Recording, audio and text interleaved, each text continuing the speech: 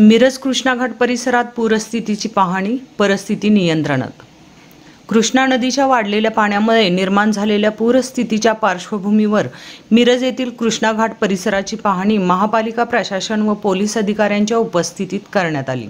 या पाहणीत माननीय महापालिका आयुक्त, माननीय उपायुक्त तसेच महात्मा गांधी चौक पोलीस ठाण्याचे सहाय्यक पोलीस निरीक्षक संदीप शिंदे सहभागी झाले होते।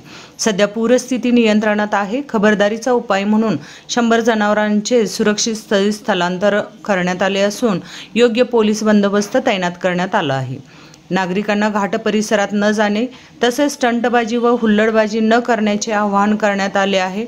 परिसरात शांतता असून प्रशासन व पोलीस यंत्रणा परिस्थितीवर सतत लक्ष ठेवून आहेत, अशी माहिती सहाय्यक पोलीस निरीक्षक संदीप शिंदे यांनी दिली।